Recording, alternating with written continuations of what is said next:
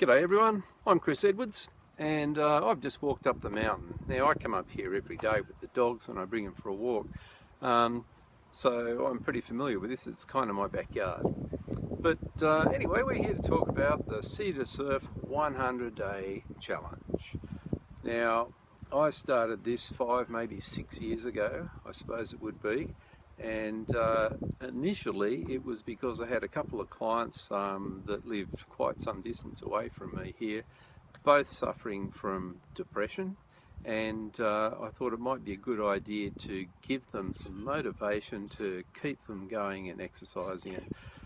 If you don't know, there's a lot of research that says that regular exercise, particularly aerobic exercise like running or jogging or even regular walking with friends, is very beneficial for those suffering with depression, or for all of us, obviously, you know.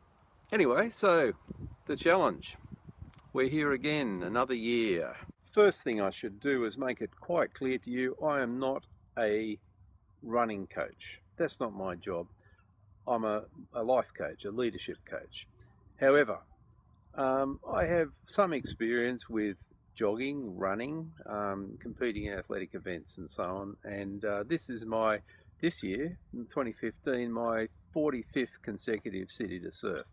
And so I've tried a lot of different training programs in many weeks leading up to each of these runs, and over time I've developed a program which I think will work for people who are either casual joggers, casual runners, or maybe participate in other sports, right down to people who maybe aren't so fit.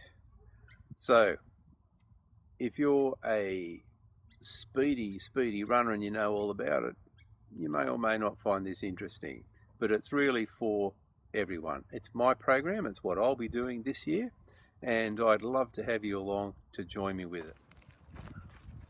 You need to make sure that you listen to your body, because at the end of the day, I'm not responsible for what you do.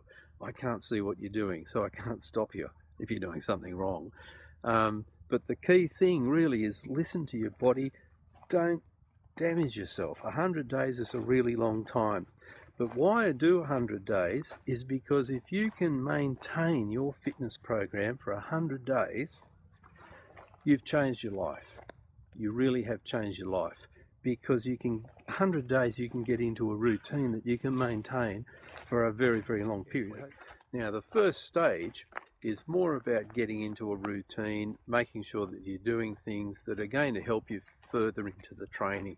So once we get into the later stages where we look at running technique and we start doing some speed work and that type of thing, that's when you're likely to do yourself an injury if you haven't done the preparation. And if you, better get past that, and if you don't really listen to your body, as I said, listen to your body is the key to all of this, because if you've got a bit of an ache and a pain, the worst thing you could possibly do is go and run or exercise just because it's on the program. Most training programs will come out in about 10 weeks before the City2Surf.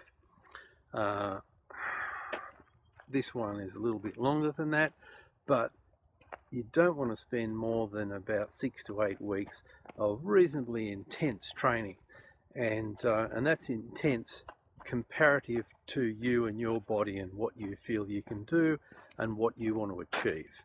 So the way I've designed this program, it builds up.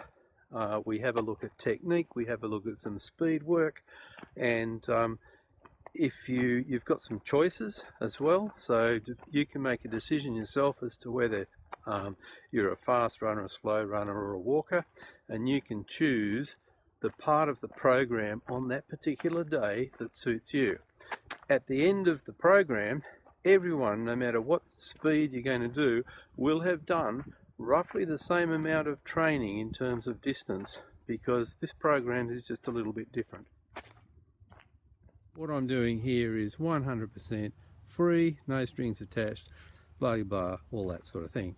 And the reason I do it is just really to try and give people a bit of I don't know, collaborative. Running's a lonely business. It's a lonely sort of an activity unless you've got some friends around that are prepared to do it with you. And whether you do or whether you don't, there's a whole group of people on our Facebook group. Anyone can ask questions. I'll chime in and answer them. Anyone else can answer them if they happen to know the answer.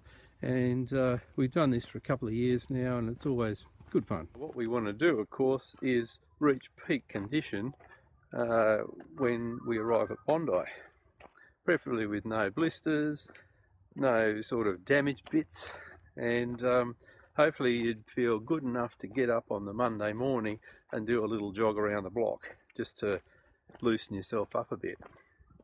That's what we're aiming for. Oh, and one more thing, don't forget to join our Facebook group and make lots of comments.